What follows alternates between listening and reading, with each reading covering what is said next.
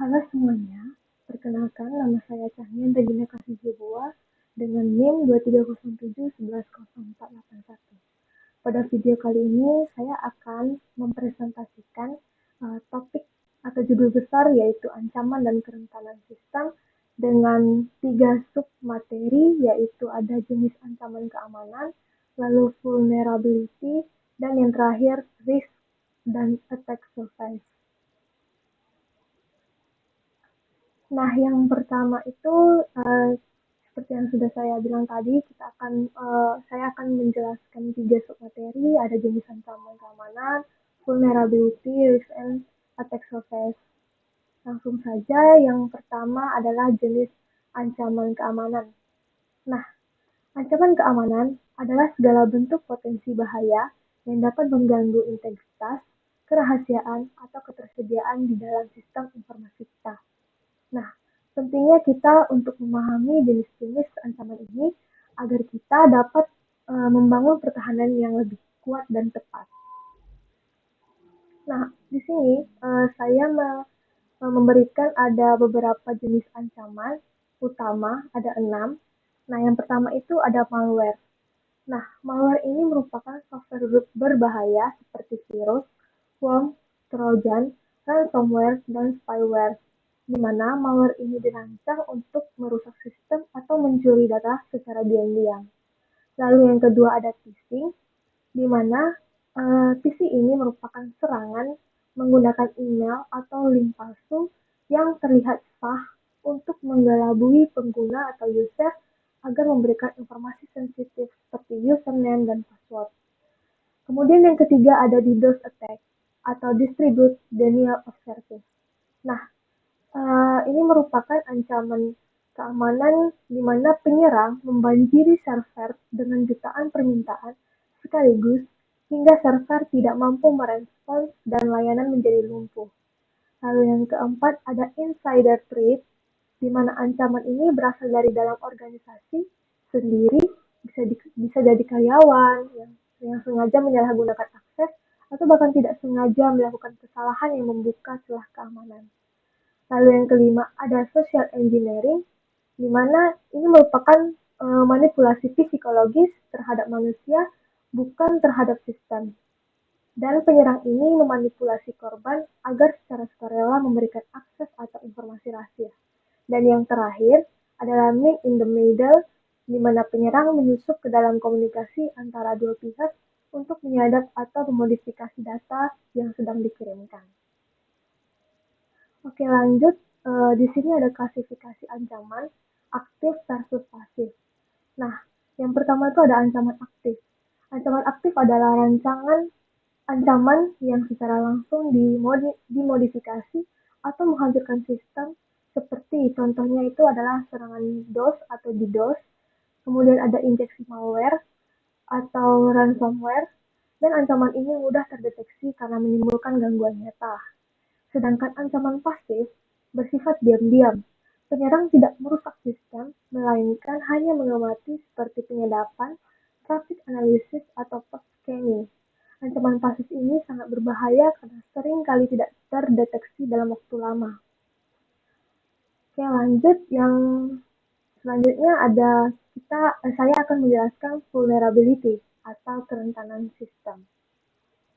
Nah, vulnerability ini merupakan kelemahan atau celah dalam sistem, perangkat lunak, atau prosedur yang dapat dieksploitasi oleh penyerang untuk mengganggu operasi atau mencuri data.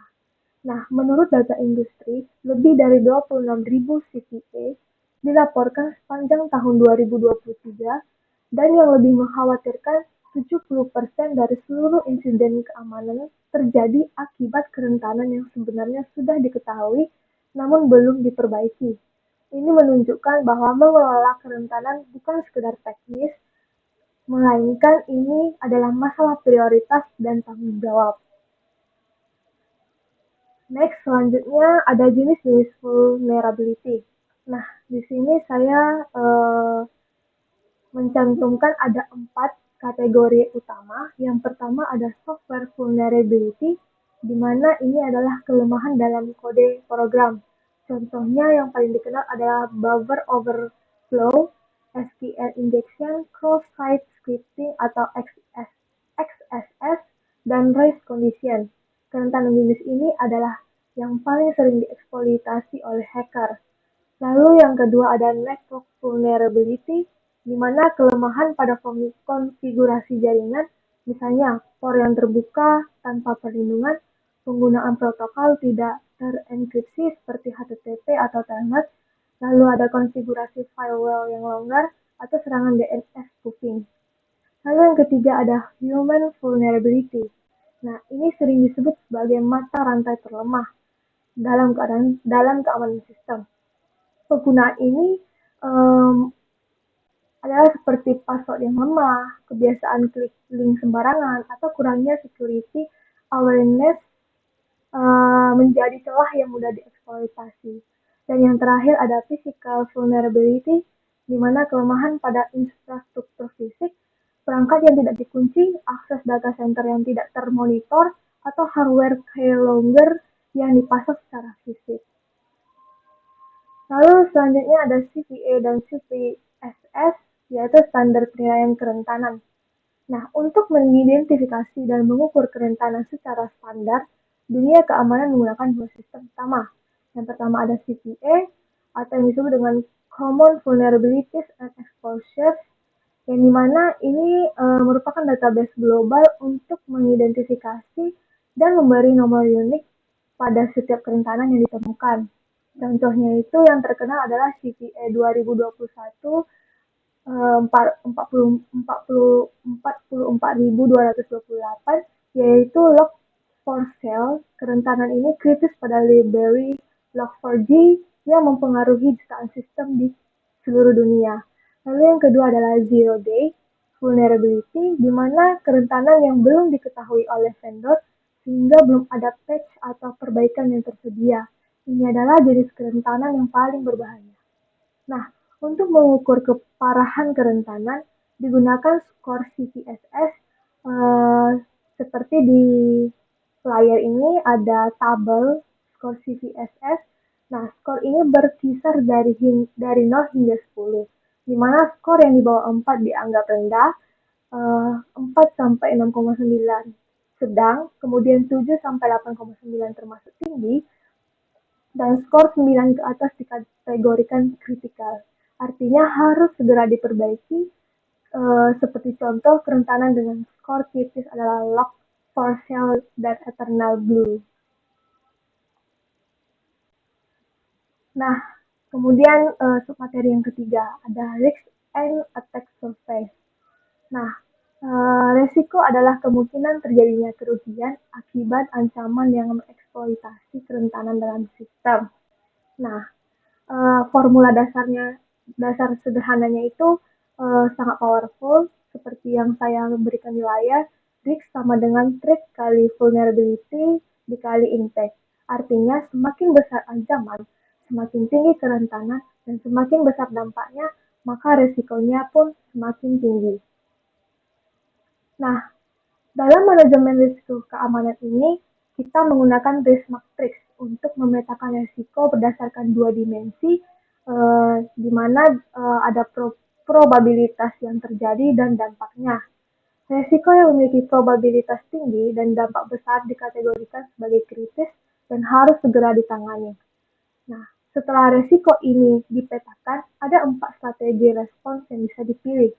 Yang pertama ada mitigate, di mana kurangi kemungkinan atau dampak risiko dengan menerapkan kontrol keamanan tambahan.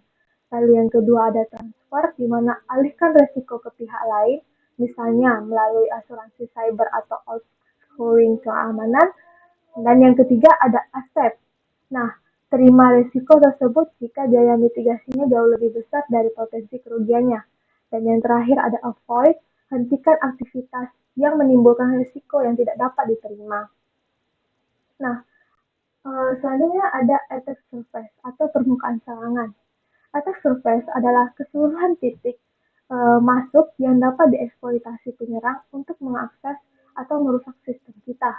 Nah, di sini ada dibagi 3 attack surface-nya. Yang pertama ada digital attack surface, mencakup aplikasi web, API endpoint, core jaringan yang terbuka, software yang belum di-patch, dan layanan cloud. Lalu yang kedua ada physical attack surface, di mana mencakup perangkat fisik yang tidak terkunci, USB port, akses ke data center, dan perangkat IoT yang terhubung ke jaringan. Lalu yang terakhir ada social attack surface, ini sering diabaikan, mencakup karyawan yang rentan terhadap social engineering. Informasinya eksekutif yang tersebar di media sosial dan ketergantungan pada vendor pihak ketiga. Nah, semakin luas attack surface kita, semakin besar kemungkinan penyerang menemukan celah untuk masuk. Nah, cara meminimalkan attack surface itu ada 6 cara. Nah, yang pertama, lakukan patch dan update secara rutin. Kebanyakan serangan ini memanfaatkan kerentanan yang sudah diketahui dan patch-nya tersedia. Lalu yang kedua, terapkan principle of least privilege, di mana setiap pengguna, aplikasi, dan layanan hanya diberi akses minimum yang benar-benar dibutuhkan. Lalu yang ketiga, disable unused service. Matikan port protokol dan fitur yang tidak digunakan untuk mengurangi titik masuk potensial. Lalu yang keempat, terapkan network segmentation, di mana pisahkan jaringan ke dalam zona-zona terisolasi seperti DRZ dan SLAN untuk membatasi pergerakan penyerang jika sudah berhasil masuk. Lalu yang kelima, diimplementasikan security monitoring dan SIEM, pantau semua aktivitas sistem secara real-time, deteksi anomali sedini mungkin. Lalu yang terakhir, lakukan security awareness training secara berkala, karena sebagus apapun teknologi keamanan kita, jika manusianya tidak sadar keamanan, celah tetap ada. Nah, sebagai penutup, di sini saya sudah merangkum 3 materi tadi. Yang pertama, ancaman keamanan hadir dalam berbagai bentuk, baik aktif maupun pasif. Memahami jenis-jenis ancaman adalah fondasi pertama dalam membangun sistem pertahanan yang solid. Lalu yang kedua, vulnerability atau kerentanan adalah celah yang harus dikelola secara proaktif, di mana standar CVE dan CVSS membantu kita memprioritaskan mana yang harus diperbaiki terlebih dahulu. Dan yang terakhir, risiko dapat dihitung dan dikelola dengan meminimalkan attack surface dan secara sistematis, kita dapat mengurangi peluang penyerang untuk berhasil. Keamanan sistem bukan hanya tanggung jawab tim IT, ini adalah tanggung jawab bersama seluruh pengguna dalam ekosistem digital. Sekian dari presentasi saya, mohon maaf jika ada kesalahan. Terima kasih.